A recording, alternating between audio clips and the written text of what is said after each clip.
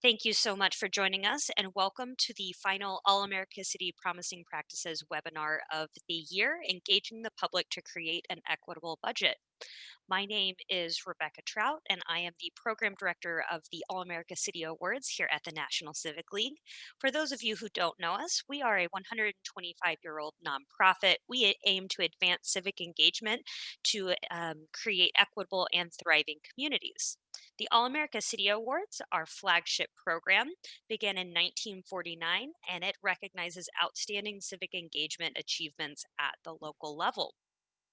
The award celebrates these great communities, and then with these Promising Practices webinars, we lift up projects from either our past All-America City Award winners, some of which you can see on your screen right now, and then we also lift up projects and practices that could be included in a future All-America City Award application.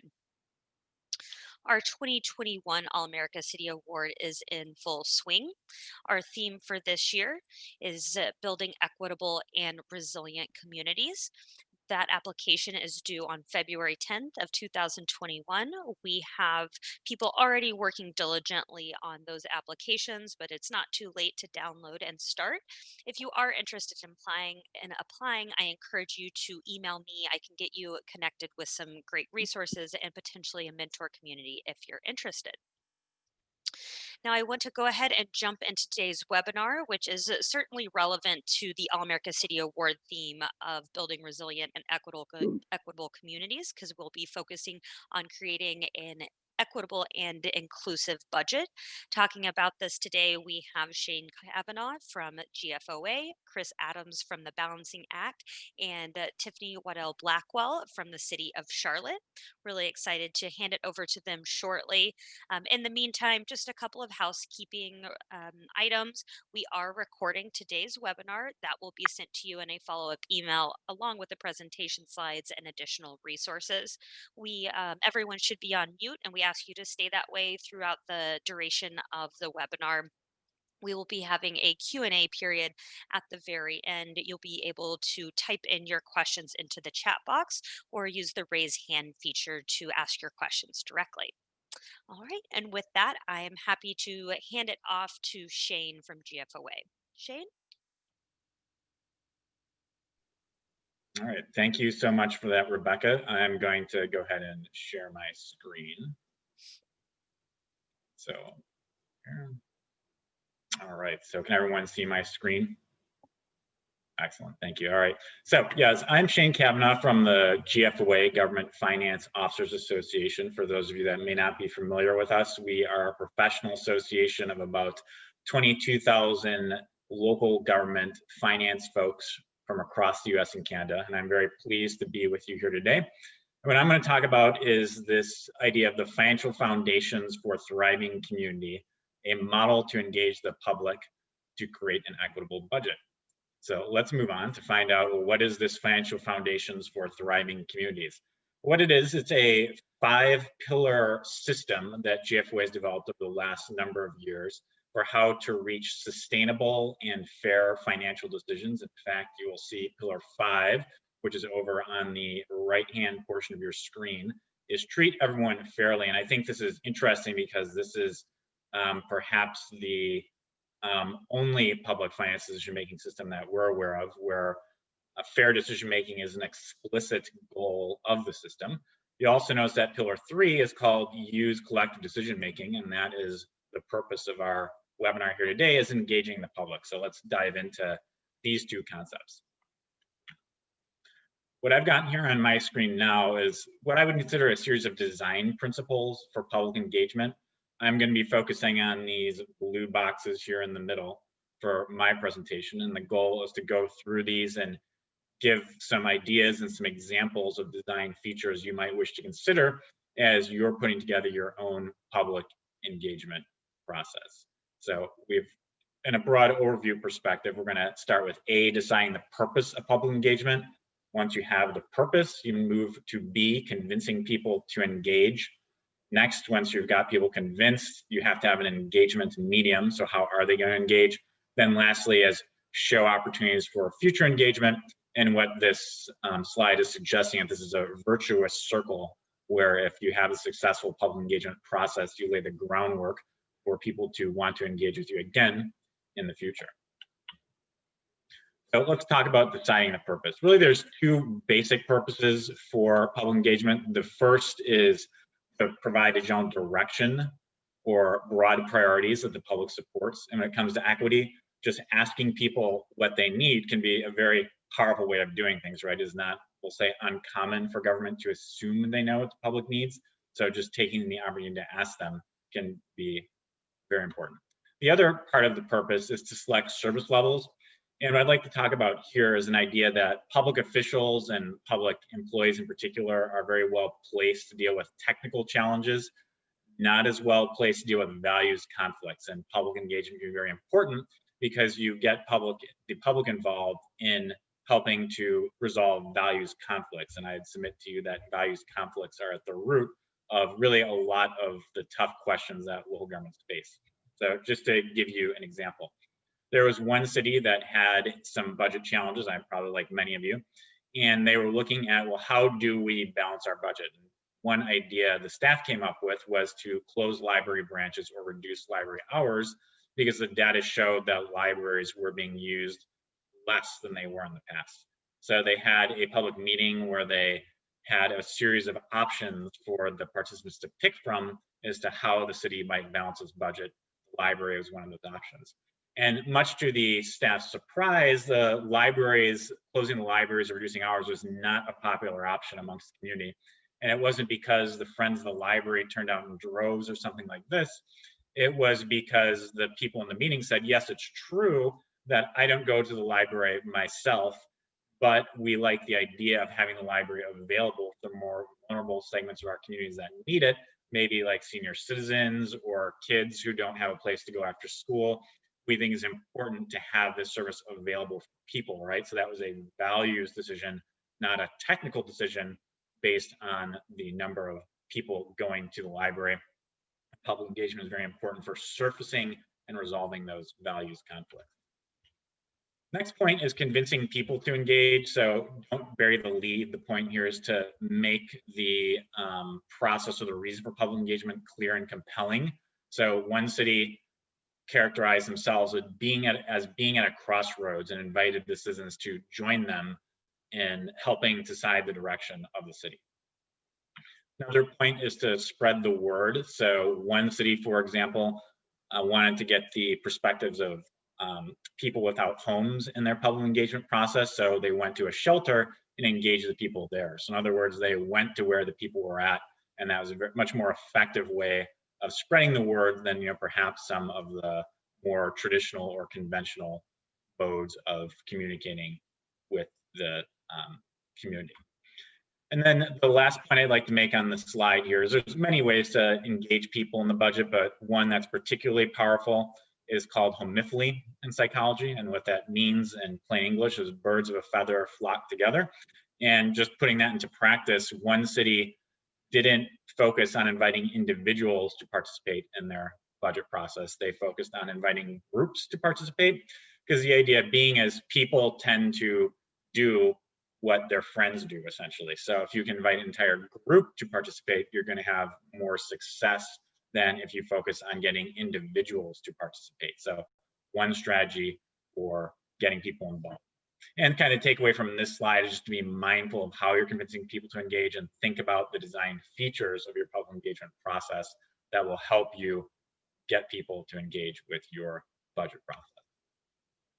Next, we're going to move on to provide the engagement medium. And the first point here is to provide basic facts. And really the takeaway is that people don't need a lot of facts to participate in a budget process. You'll hear sometimes people say, well, we need to educate the public or something like this, but there's really not that much people need to know from a technical perspective to be able to participate in the budget process if it's designed properly.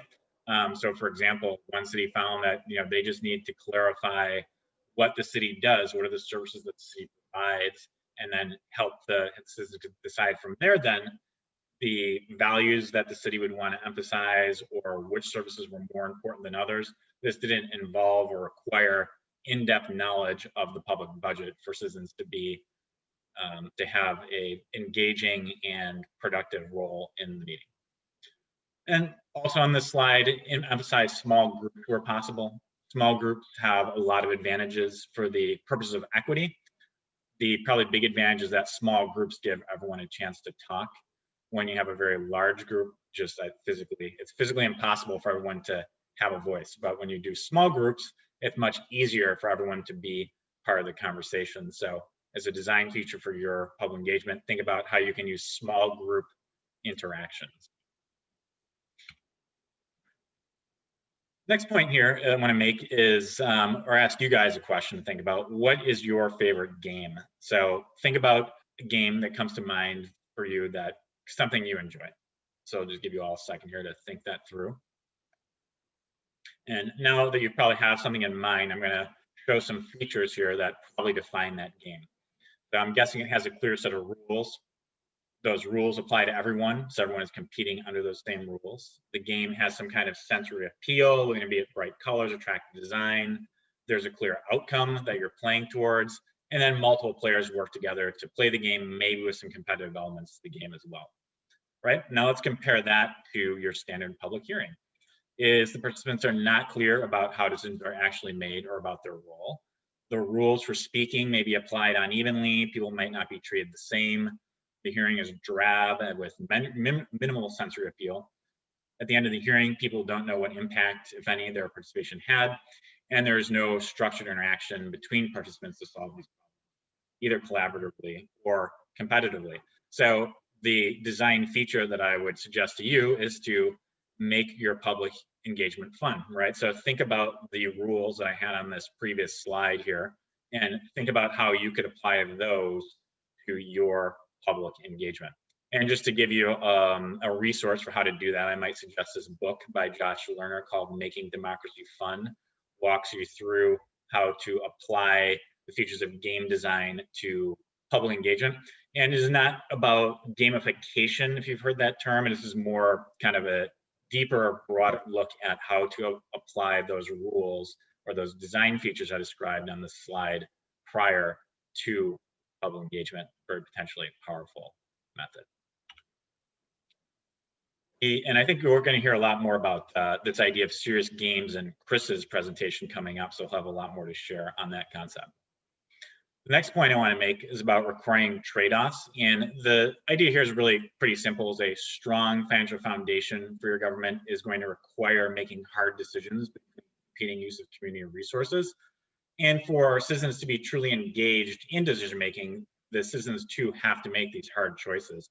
If your meeting structure just allows participants to advocate for their favorite course of action without any consideration given to the consequences or the trade-offs, then the potential value of their role in decision making is going to be much reduced. So instead, think about structuring the public engagement so that people have to help choose between different courses of action and be engaged in making those trade-offs. When people make those trade-offs, it's going to be a richer experience. And I think one thing that we found in talking to cities is the comment is that the worst public engagement is where it ends up being the citizens versus the public officials, right? Where the citizens are advocating for their favorite course of action and the public officials are trying to basically advance some other goal, right? If you make it trade-offs oriented, then both the citizens and the elected officials have to work together to reach the right balance. And Tiffany is going to be talking a bit about that concept and when she describes how Charlotte's been doing this in the area of equity. So kind of wrapping it up here, the last major point I want to make, or the last design feature, is to show opportunities for future engagement. So I'm based in the city of Chicago. We have a team you may have heard of here called the Chicago Cubs. The motto of the Chicago Cubs is wait until next year. And the lesson for public engagement is that people shouldn't see the public engagement opportunity that they participate in as the last opportunity, right? They need to know that the end of the meeting is not the end of their chance to influence future decisions, because after all, not everyone is going to get everything that they want. That is impossible in a public budget, right? So they have to know that there's going to be other chances to influence the direction of local government policy. And if they know that, they're going to be more likely stay engaged. So there's a couple of options for how that could be done. You could acknowledge ideas that were not taken. So for example, maybe if there's some ideas that, well, we couldn't do them this year, but we will put them on a list for consideration in the future, right? Or there could be opportunities for people to get involved hands-on. So a good example might be, let's just take our library example. Perhaps we want to keep the libraries, but we are also running short of money. We don't have the same funds that we used to. Are there opportunities for folks in the room to get involved in volunteer groups that help sustain the operations of the library? And then lastly is follow up with participants. So a number of forward-thinking cities take the names and contact information of people that participate and then follow up with them later to describe to them the results of what happened with their input, right? So if people can see that the loop is closed, they gave their input, and then something happened with that input, they're going to feel a lot better about it, and they'll probably speak highly of their experience with their friends and neighbors, as opposed to if they feel like government is a black box and they gave that input and they're not sure what, if anything, happened. You might imagine they're going to have very different conversations with their friends and their neighbors.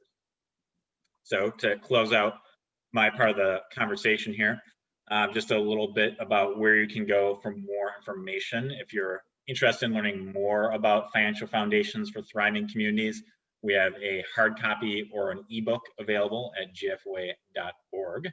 We also have a number of research reports based on the Financial Foundation's framework. So the latest that's going to be released this week is on police budgeting.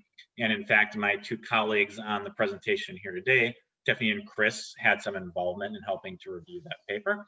And then we have the website here if you want to learn more about this framework and how to apply it. So with that, I am going to stop my screen sharing and turn it over to Chris.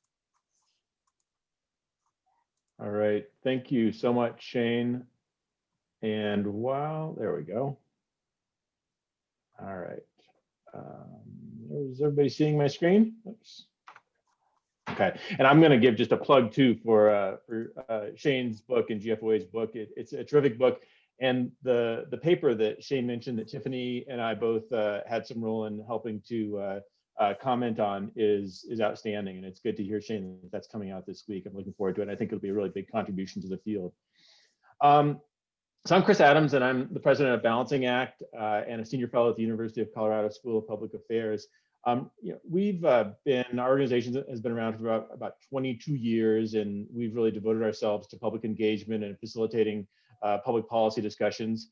And the one that has vexed us the most has been the budget. And so a few years ago, we thought about how can we, in some ways, we didn't know the design principles that Shayne just talked about, but they weren't all collected in a nice place, but we sort of built upon a lot of those and tried to come up with some methodology and some tools to do that. And that's a little bit of what I want to show you today. But what I really want to do is to give it a 2020 twist. I mean, 2020, I think almost all of us will be glad to have 2020 in the background. It's been a rough year in multiple different ways. But I think in some places there are some bright spots, some things to learn from moving forward. And I would just say for us, we work with about 120 or so cities and counties in the U.S. and also in Canada and the United Kingdom and so forth. And it's I'll just say, when Shayne was talking about budget hearings are really boring and they're really not that useful, just to be honest. I mean, they're required by law in a lot of places, but I don't know of that much benefit that comes from them. They're sort of pro forma. And so, we've certainly been thinking about, how can we make it more meaningful and pull in trade-offs and context and those types of things. And I think, there are some really good bright spots about that. And City of Charlotte and Tiffany's work is a good example of that. But this year, in this very weird year, we had an atypical project that I think has a lot to teach, the norm. So in June, this was, just in the wake of the George Floyd killing and in the middle of a pandemic and, the shape and outline of the recession and the hit it's providing to local governments is just starting to become known. And we got an unusual phone call. We got a phone call from the Austin Justice Coalition. So not the city of Austin, but the Austin Justice Coalition that was working in collaboration with 3 other community-based organizations, such as the Texas Appleseed Fund and Just Liberty and so forth. And they asked if we could help them to do some type of budget engagement. And we said, well, you know what, the city of Austin is actually doing that already, and they do a very nice job. And they have a budget simulation, and they have a whole process and approach that I think is actually terrific. It's among the best in the country. And what they told us was something that you wouldn't really hear from a public administrator. They told us that, you know what, it's not framing up the questions and the conversation that we care about as the community. And so, we sort of, thought about this a little bit, and we said, these are very credible people. We think that they're somewhat atypical, because I don't think most cities would have a constellation of organizations that would actually say, we want to do our own budget engagement. But these guys did, and they built upon what the city had done, and they came out with actually, I think, a sort of a very useful example that I think all of us could take to heart as we think about what type of process, what type of engagement, what type of role in particular for community might really help us get at that equity value in a way that we really haven't had the chance to before. So I'm going to show you just I got a couple slides. I'm just going to talk about what they did, and then I'm going to pull back and sort of talk about some lessons. So this group of 4 community organizations, they wanted to ask some big questions. I mean, this was when defund the police. I mean, so the issue of racial justice and police brutality was being expressed as a budget issue, defund the police.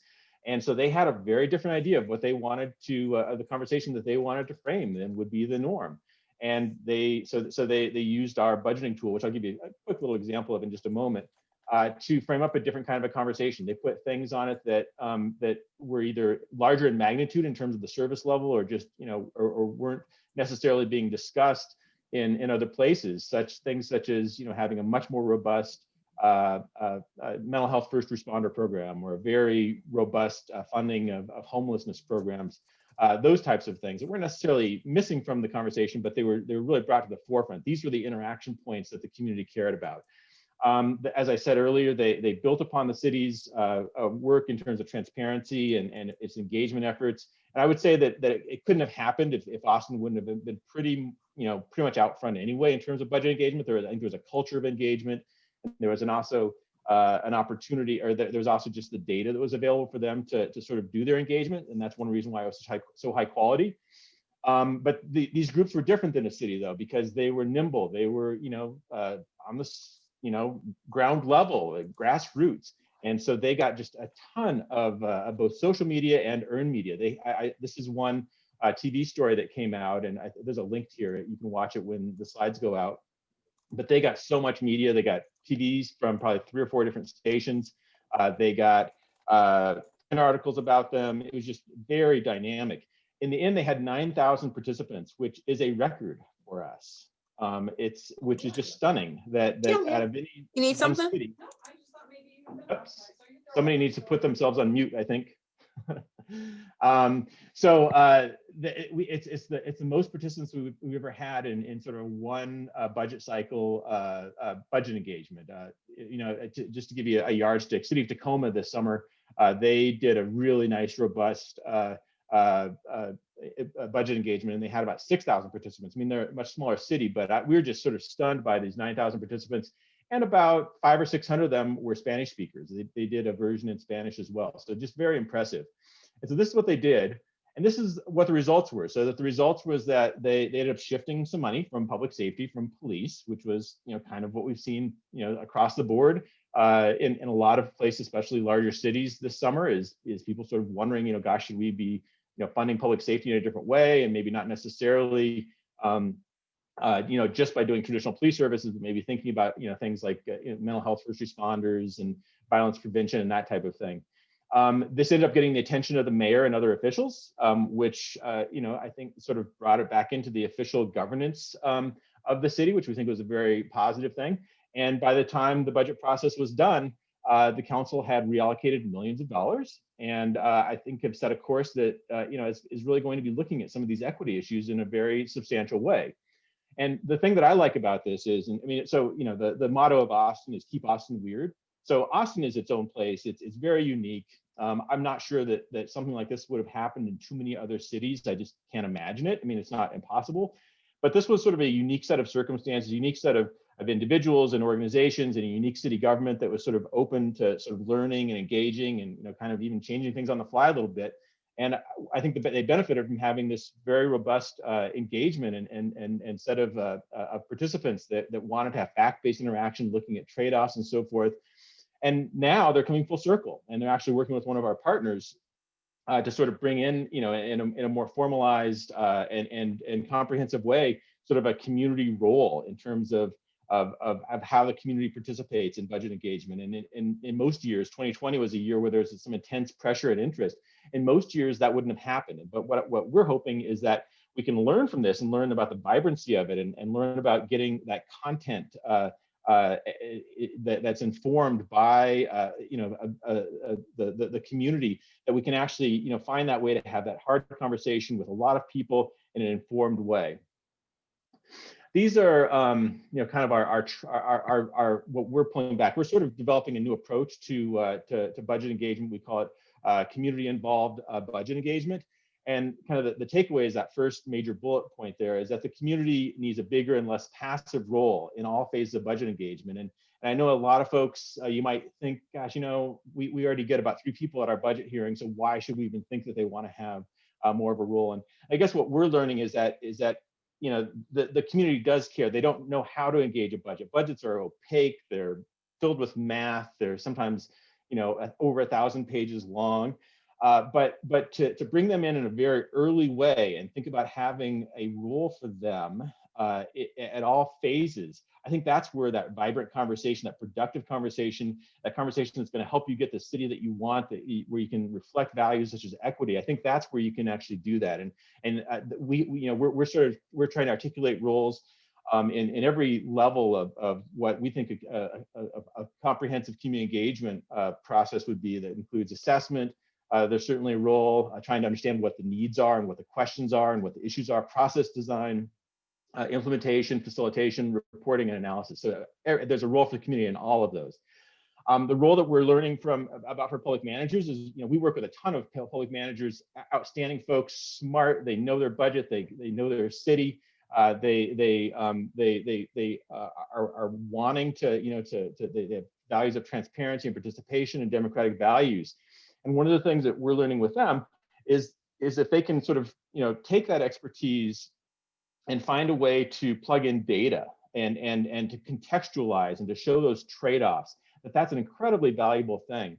In that policing paper that Shayne mentioned and that Tiffany and I helped with, one of the things it talks about is indicators. So looking at what are the public facing and meaningful indicators of police services that the public can grasp. I mean, there's some that you have to be a police data analyst or even like a budget analyst to love, but there's some that actually can really be understandable to the public, that are relevant, where they can actually combine that with a value. And so things like response times, those types of things, where you can sort of understand, gosh, are we allocating our dollars in the right place? And so public managers are in a great position to sort of provide those indicators, provide that data, put it in the hands of folks, so that without being an expert either in policing or in budgeting, you can actually sort of weigh in on some of these tough decisions and tough trade-offs and see what some of those impacts might be.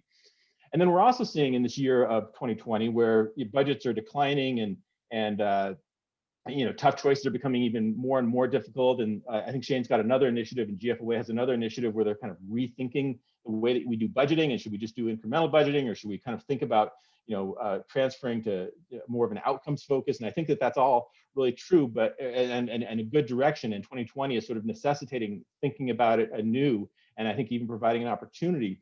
But there's a really important role for elected officials, and it's not to replicate public managers, it's not to become the expert on the budget, but to actually lead this conversation about how we want to use this public resource of tax dollars and other public monies to produce public goods and decide which to allocate. And the way that I think about it, and I was talking to Rebecca, earlier before we started this call, and some work I did maybe 20 years ago with the the National Civic League, and just think about this concept of facilitative leadership. And I think that there's a particular role right now for elected officials to help lead their cities and their counties to have these conversations. And it's a difficult one. And in some ways it might, I think some elected officials, they sort of see their roles as being this in a natural way. Others are like, I was elected and, I sort of have the values, but I think in particular with the tough issues that are being discussed right now, that for elected officials to begin to think about how do I facilitate this conversation? And so community public managers, elected officials, they all have a distinct role. It's really being brought to the forefront in 2020. I think there's a great opportunity. I want to show you now, I'm not going to spend too much time on this because this is more of a tool. And I think what's the opportunity right now is to have these robust conversations among cities and the various perspectives in cities. But I do want to just talk about how this can be better. So on the previous slide, I talked about facilitative leadership. The reason why we did this is a version of a balancing act budget simulation, is having spent 20 years trying to think about public conversations, and then really just 10, 15 years ago running into a roadblock when it came to the budget, because it's just hard to have a good conversation with the public about budgets. Simulations have always been somewhat of a bright spot, but they've been inaccessible. Prior to the internet, they were done with paper and pencil, and they just couldn't be scaled, very expensive.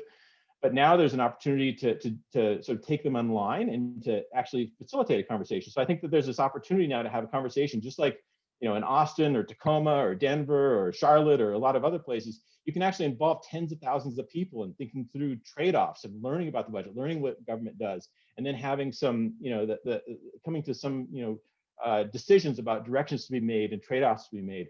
I'm going to show you a simulation that we just made, today even, or yesterday. That I think might be sort of useful, and it'll be a good segue into what Tiffany's going to talk about. So this is just our sandbox. For those of you who have ever looked at a balancing act budget simulation before, it looked pretty familiar, but it's got one difference. So up here you've got the balance bar. This indicates where you are in terms of spending versus revenue, and it's reflected on choices that you make below. And you've got the spending choices over here, and you've got revenue choices over here. But what's different is that we've added a secondary indicator. We've added this one called an equity score. And the idea here is that as we really try to think about budgeting for equity, that it's not just about dollars and cents, it's about what are we trying to accomplish, and how do we have some understanding of, is our budget moving us towards greater equity?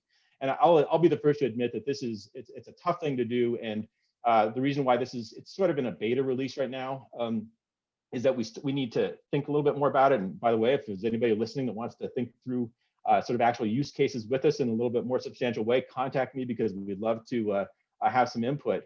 But we think that there's a lot of potential here. So I'm just going to show you how this works. So I'm going to open up one of these categories. So you've got public safety, park and rec, et cetera. I'm going to open up capital projects. And Tiffany and I did talk before, so I knew that this would be something that she'll be talking about in terms of one thing that the city of Charlotte is interested with regards to increasing equity, is building sidewalks in lower income areas. And we see this all the time. It's there's a lot of places don't have sidewalks. People walking in the streets. It's unsafe. Tends to be worse in many cases in low income areas. So you've got a spending item here. You've got should the city build sidewalks in low income areas that are now without them? And so the default is no. But what if you say, yes, I think we should, let's, and these numbers are totally made up and they're not appropriate at all to the city of Charlotte.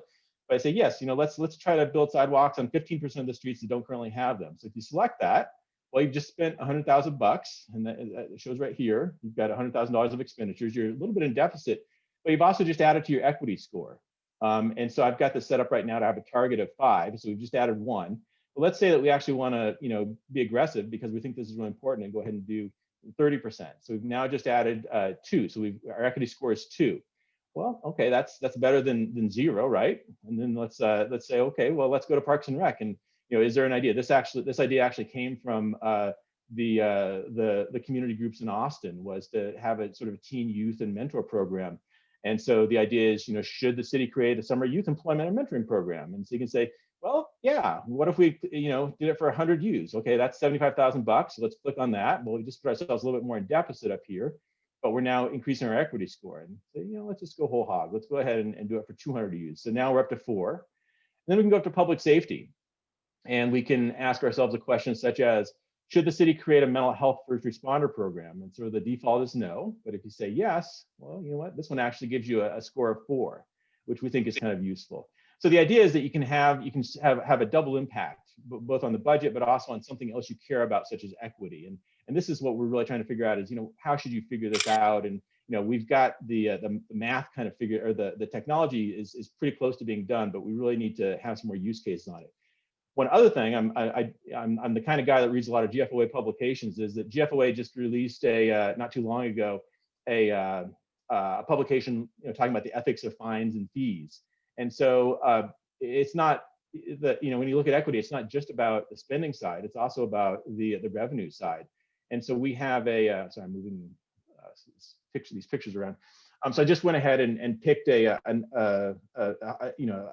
for instance, an example on fees and fines. So you can ask this question, should the city reduce its reliance on traffic fines? And so right now, no. But if you say, yes, let's reduce it by 10%. Once again, up in your equity score, you've just given yourself another point. Or if you say, let's reduce it by 20%, you've gone up to 10. So this is something that it's sort of born of this need to want to have these high quality conversations with potentially tens of thousands of people at a time, but to have it be as informative as possible, to show consequences, to show context, to show constraints, and now to be able to show something like equity. So I'm going to go back to my slides here, and I'm just going to finish up. Let's see, sorry, it's covered up. There we are. So the last thing I'll just leave you with is, my background is actually in ethics. That's what I studied in graduate school, and equity is a value. And I know that the way that values get meaning is by having discussions about them. And so to have that discussion, to talk about the values that are expressed through our budget are very important. And it takes a broad conversation to do that. And it takes a facilitation tool that can include thousands and thousands of people. And it takes facilitators and people to frame that conversation. There's a role for everybody.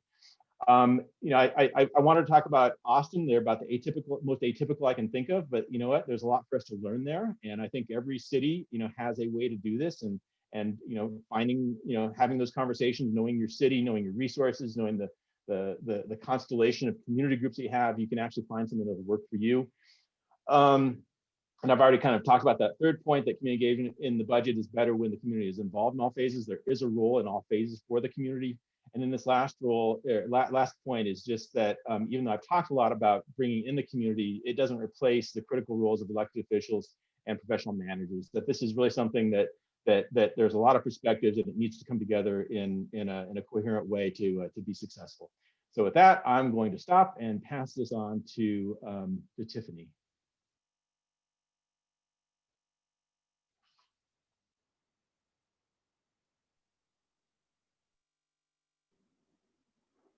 Okay, can everybody see that presentation?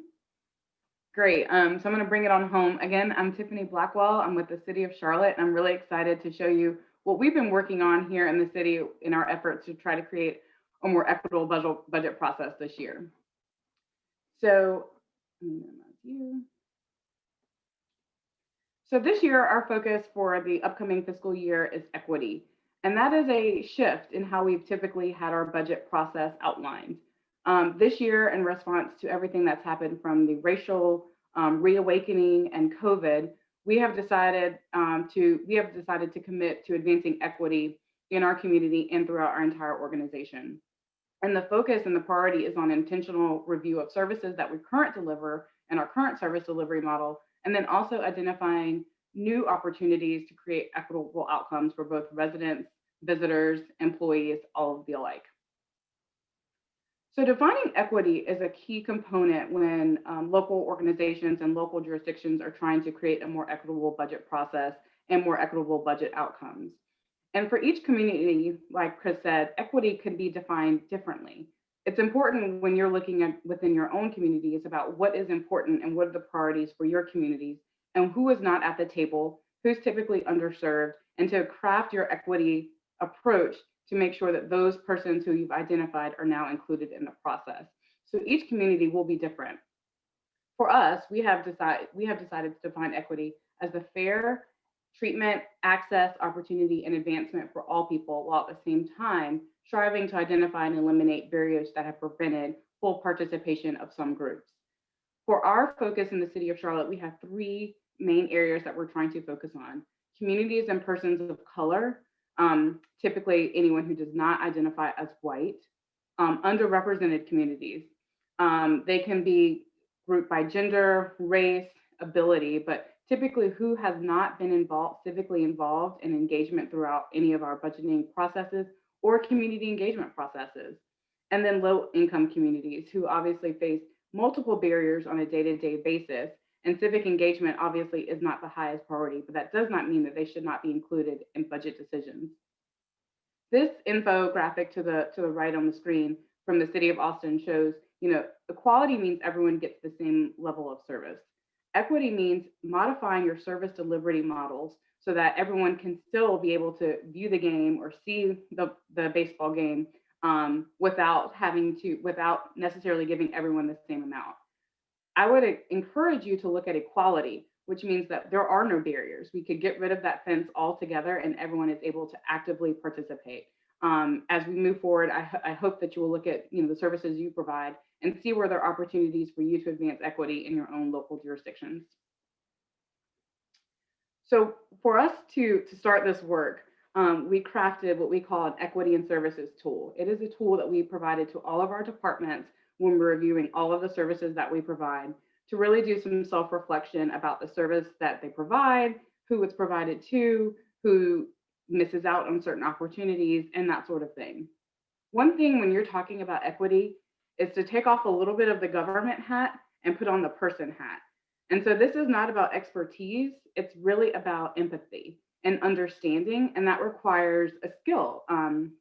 So I would encourage you to understand that words matter, language matters, especially when you're speaking about issues that are very close and personal to community members.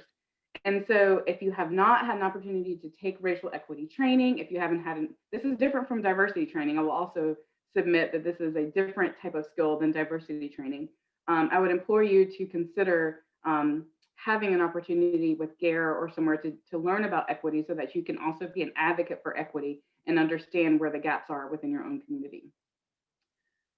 So that we did two sections. The first section was about the overall departments. Each department submitted their entire service provision. And then two, we focused on core department services. What is the core work that they do? And the goal was for this assessment to then lead to their performance measures for each department. We used to do performance-based budgeting. So really trying to make sure that our performance measures are not just kept from year to year, but they really are working to advance equity within our entire community. And I put this note in here about our deadline, just so you know that the deadline for equity work will likely have to be different from the deadline that you have for budget submissions, because this requires a new skill set and it requires a lot more time and it requires a lot more learning. So when you're thinking about advancing equity, just keep that in mind as you're working with your community, that it may not be something that all of your departments are able to grasp very quickly. It will take a little time. So factor that into your timelines when you're working on your budget. This is a vision test. Hopefully everyone can pass and has their glasses on. Slight humor, but so this is an example of the equity tool that we've used. And what all these questions do ask about who's missing from the table, who's included in the table, what are the biggest equity priorities in your department? How many times have we asked departments that, right? We ask them what their priorities are, but we're taking all of that off the table. What are your biggest equity priorities? What are you doing to ensure that your programs, that your investments reduce disparities in specific communities? And those are different questions. So when you're thinking about how to craft an equity and services tool for your organization, if that's something that you would like to do, you're going to have to be able to ask the tough questions. I know that typically police chiefs and fire chiefs and sheriffs don't love to, deter from their standard protocol of how they measure success. But it's important for us to challenge what we've done previously so that we can make room for growth and for equity to really prevail. One of the things that you'll see in one of the tools is there are two sections. The first section is really based off of, overall departments. And then the second one, like I said, is about core services. but it's really about, do these services really align in the best space? So one of the things that we've all been asked to do, through constricted budgets and revenues, is to look to see if our service delivery model still makes sense. And that's what the second portion of this tool really does. So applying your equity lens to performance measures. So we typically have performance measures that we carry from year to year, and we appreciate that continuity. But is there an opportunity for you to look at your performance measures and say, that's great, but what could I do a little bit better to promote equity in my community through this performance measure? Chris gave a great example about sidewalks.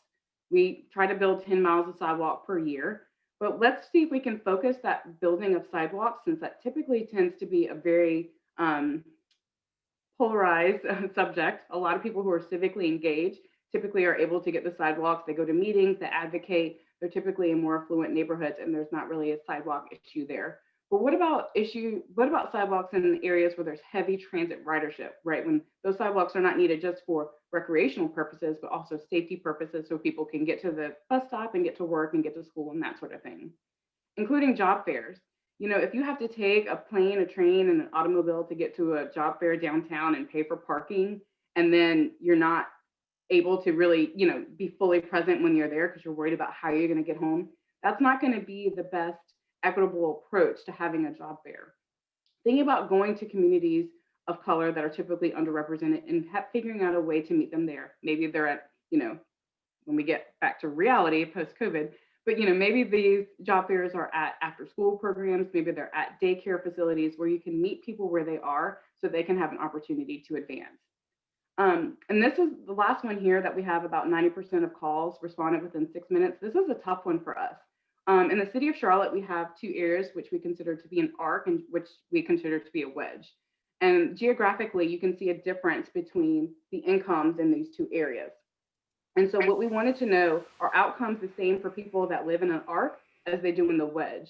And we have to be willing to take that data and make assessments to ensure that persons that live in one area receive the same level of service as they do in the other. And so that's what you'll see there.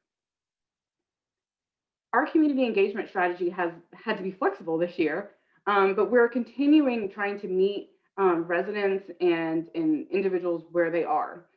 Chris showed a great balancing act budget simulation. We continue to push that out in different avenues, trying to use, as we're pushing out free public Wi-Fi throughout the city, use this as a mechanism for people to use the free public Wi-Fi to go through the simulation so they can understand the value of trade-offs, understand the value of resource limitations, and so that they're able to prioritize within their own ranking to see what's most important. We have a community survey that really goes out to get priorities from residents about what matters to them. Is it transportation? Are we completely off base when we're spending all of our time talking about economic development, and really what people want to hear about is transportation? So really making sure that our priorities are aligned with what community really is asking us to do. And then virtual listening sessions, and we're connecting with grassroots organizations to go to their neighborhood associations, to go to their community events when we can, so that we're able to hear firsthand. So it's not about us teaching the budget 101 anymore, which used to be kind of our approach. This is now a listening session for us to hear and receive feedback about what our community needs from us. One of the big things that we've had to do is look at our strategic priorities and do an analysis to see, are these still applicable? Currently, we have workforce and business development, great neighborhoods, safe communities, transportation planning and environment, and well-managed government, which I think are probably similar across the country. But it's important for us to do that analysis on our strategic priorities to make sure that they align with what the community needs for us. And so with that, I'll pause and I'll say thank you to Rebecca for allowing me to speak. And I hope that there's some time for questions, and I'm happy to answer if there are any for me. Thank you so much, Tiffany, and to all of our presenters. That was just fantastic. We're getting a lot of really great feedback from the chat. We do have a couple of questions that have come up, and I'll encourage people to continue to either put those in the chat as you've been doing, or there should be a raise hand button on the participant sidebar, and you can raise your hand and we'll get to you that way as well.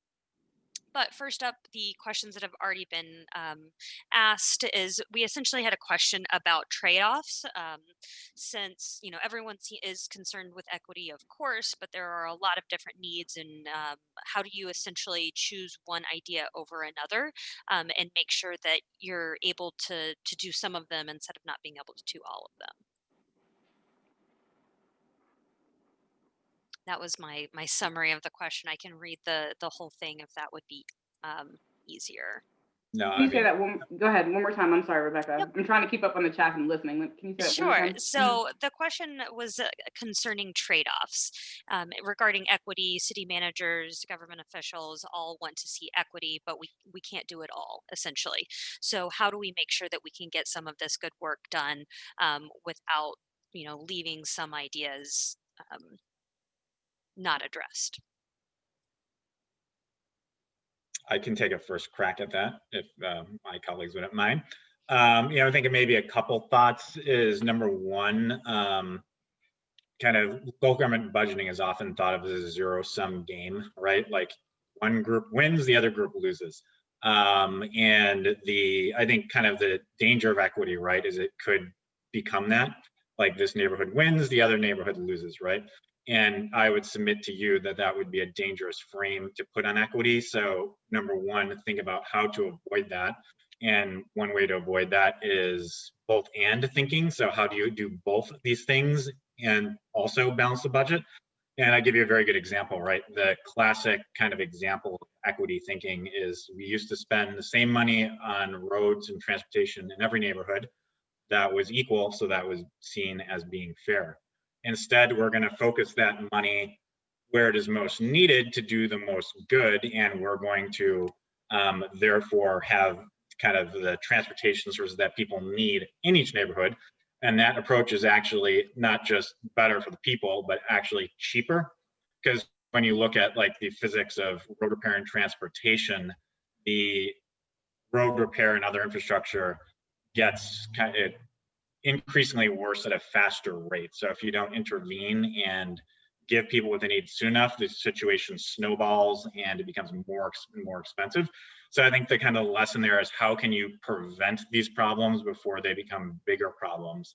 And looking, I think that's a very interesting, I guess, promising in our research way to look at equity is how do you prevent problems from happening in the first place? Because that's often much cheaper than trying to fix them after they've happened. And in a environment of very limited resources, I think we as public budgeters have to be more mindful of the potential for a preventative mindset. I just gave one on infrastructure, but there's a whole bunch of different types of strategies that are about being more preventative and less remediating problems that have already happened. Great. Thanks for that, Shayne. Chris or Tiffany, did either of you want to take a stab at that question? No, Okay. no, I think Shayne handled it. Great. We'll go on to the next one then. This question, since equity is a subjective determination, and Chris, I believe this came up during your presentation, what is the process prior to the survey to determine the equity value of the various choices? Yeah, so I think Tiffany probably can speak to this better than I can, but I know that there are a number of cities, I think including Austin, but San Antonio and Tacoma, I think the city of Denver, city of Baltimore, I believe, I'm not sure, that have some way of assessing this. And in some ways, I think you could let the perfect be the enemy of the good. But I think that you probably could come up with some way of assigning some kind of an equity value to a budget trade-off or a budget decision. But I'm not really sure what that methodology is. I mean, in some ways, the technology is the easier part. But that's another one of those things where I'd say it needs to be unique within each city. But I could imagine some way where you could pull together a number of people and ask them to assign an equity value to a certain choice or budget action, and then have that be something that then helps you get a sense of, gosh, are we moving in the right direction or the wrong direction if we adopt this budget with this set of choices. So, but Tiffany, you might have, since you're actually doing it, I'm sure you'd have maybe a little closer perspective on that. I think one of the things that is a struggle is just having data for equity and that's not something that's typically going to be readily available. So I think you kind of have to recognize that while the data is not readily available, it's a sentiment. And so assigning like a numerical value is a little tricky. But I think if you can come up with a calculation that makes sense for your area, for your city, then that definitely helps for people to have a better understanding of the implication of their choices. And maybe if I just add something, Tiffany, I thought you had an excellent slide where you guys defined equity in terms of the 3 definitions or aspects of equity in Charlotte. I think, in our research, that is something people really need to do, because the questioner is right. It is a very subjective term. It could mean many different things to many different people. So step 1 is, what does this mean for our community? And if you haven't done that, it's going to be impossible to define the scores like Chris is talking about. So I would say that kind of how you guys have done it in terms of breaking it down to what it means is something that folks should aspire to. And like you pointed, it could be a local definition, but the way you've defined it and broken it down is great. Great. We have 2 quick ones here for Tiffany, and then I'm going to try to fit one more in that I think will be more addressed by all 3 of you. So Tiffany, for you, do departments submit one tool per entire submission, or is it focused on each or prioritized services? It's for each prioritized service. And so you can craft that. It doesn't have to be necessarily a service in your budget, right? It's not a budget exercise. So it could be just a basic service that you provide that could be a little bit more broad than maybe you're budgeted in for in your budget book. Great. And then just another quick one for you again, regarding the City of Charlotte's community engagement activities, focus groups, that sort of thing. Are those actually done by city employees, or do you guys hire a third party to do that? So any of the budgeting activities we try to do ourselves, budget constraints, but sometimes we'll have a third party like a university review the survey just for, make sure we don't have leading questions or anything like that. Sometimes we'll have UNCC review. If it's a full-scale community engagement, like we did a comprehensive plan, we would have a third party administer that process, just because it requires, at the time, more grassroots level engagement. Great, that makes a lot of sense. All right, and now this is open to anyone. Do you have recommendations for activities and processes to guide communities in a trade-off conversation about budget priorities?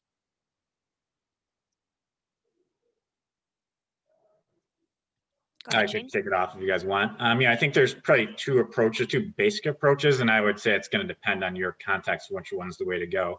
There's the approach Chris showed, which is the balancing act approach, right? Which is asking people, approaches like it, asking folks to get more directly involved in conversations about money. Many successful examples that have happened. And then the other approach would be something like the Nationals Issues Forum. And their approach is it's getting people more involved about conversations of trade-offs in their community independent of money, right? So the I guess advantage of that second approach is that some folks maybe just don't feel comfortable participating in conversations about money or public budgets, but they can participate in conversations about what they want for their community and what they're willing to trade off to get it. And the results of those communities, the results of those conversations can then be used by budget decision makers to inform the direction the budget goes. So I'd say probably 2 pretty good models there, and anything else my colleagues would like to add, please do. Well, I'll just throw in that I don't think any of these things are mutually exclusive. That National Issues Forum, along with sort of a well-defined, well-framed discussion about budget priorities and dollars and taking into account equity, I think all those things can exist very nicely together, and they should exist nicely together. And things like surveys and using social media, I think that all those things are good tools. And that's one of the nice things. And I know it's a little bit of a stretch in some ways, but by more fully inviting the community in, it makes things maybe wildly, maybe in a scary way, creative. But I think that there's a lot of benefit there. And I think if we're looking for some momentum to make some substantial changes, and equity is one of those things that it's kind of stubborn to make happen. I think you shouldn't be afraid of unleashing some creativity and maybe even taking risks, but to just really pay some attention to sort of framing the type of engagement that you're trying to have, and keeping your eyes on the outcomes. Great. We actually have just a couple more questions. Presenters, if you can, give me a nod of the head, stay on just to answer a couple last ones.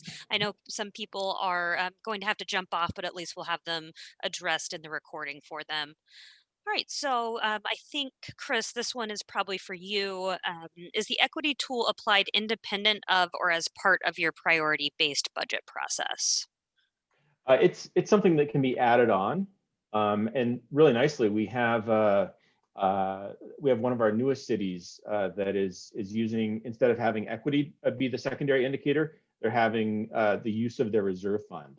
So you can actually, and you can even have both. You can have equity and some measure of financial health, like your reserve fund. You could actually display them both, and you could have 3 math problems that would be expressed in each issue. So yes, I mean, you can do both and or you can keep it simple. Great. And this one is for you, a fairly quick one. Do you have the equity tool embedded in the Balancing Act teaching version? It can be added. Okay. And so, it's not quite ready to be released into the wild, but if anybody is interested, contact us and we'll figure out how to get it for you. Wonderful. And our final question that I think can be addressed by any or all of you. What are your thoughts on looking at can't say that word, causality parameters like number of police incidents involving homeless population over time and determining the equity value? I could take a shot. I mean, I think it's interesting. And probably the thing I'd throw out there, and I'd love my colleagues' perspective on this, is the problem with like a score, right? Is it's like, are you working against transparency? Because the question would be like, what goes into the score? And like, the more things that go into the score, the less transparent it is. So I would say that would probably be the caution there, right? Like, would it be better just to say, you know what, this program is good because it is going to, and like the questioner's example there, reduce the number of police incidents involving homelessness. That is a good thing, right? People can understand that it's transparent. If you take that and turn that into like a score of some kind, like this is a 2 or whatever, right? The question might come up like, well, how did you get to that 2? And it may raise more questions than it answers. That would be one perspective on it. I also think you would want to be able to tell the story in the simplest way possible, kind of piggybacking off of what Shayne is saying. And equity is a hard thing to understand for some people because it's a brand new language. So when you continue to add different layers to the language, it makes it a little bit more complicated versus trying to just show why you're trying to connect these two what seem to be independent, right? Police interactions in the homeless population, and why you're showing them together and what that impact has on the community versus trying to tabulate a score that may be arbitrary for some people to understand. Yeah, and I would just agree with that, and that's why we're a little bit delicate about what we're claiming and even how we're rolling this out, and that's why we'd love to actually have some help and participation ideas. But one thing, this might actually be a good way to end it, because both Shayne and Tiffany talked about empathy, and one of the hallmarks of success for us is when somebody goes through a budget engagement process, when somebody gives you 10 or 15 minutes of their time to go through the simulation. We love it the most when they finish that and they say, that was really hard, because we want them to experience how difficult this is, how the tough trade-offs. And when it's not just having a trade-off just among good programs is hard enough, but when you have a trade-off that also draws on your sense and understanding of a value like equity, it's even harder. And you know what? This should be hard. What you're doing is hard, and people need to appreciate that. And so we actually really like the idea of putting residents in the shoes of public administrators, of elected officials, and experiencing how darn hard this is, because we think that whether they get what they want or not it's in some ways that's not the point. The point is to understand that there are tough choices to be made, and to sort of help create an environment that can lend itself to better, wiser decisions. Great. Thank you so much, Chris. And I think that is a great place to finish us off with. I want to thank you all, Shayne, Chris, Tiffany, so much for your time, sharing your ideas, tools, and experience with, how we make this process more engaging, more equitable, and inclusive to all of our communities. A couple of questions throughout involved, are these tools and recordings going to be made available? Yes, if you registered with your email address, the recording, slides, and any other tools our presenters choose to share with you will be sent to the email address you registered under. You can also email the league or me directly, rebecca.t@ncl.org, if you need those to be sent to a different email address. So again, thank you all so much for your time, your expertise on this. We hope you will join us for future webinars, maybe consider submitting an All-America City Award application, and join us again in the future. Everybody enjoy the rest of your day, and happy holidays, everyone.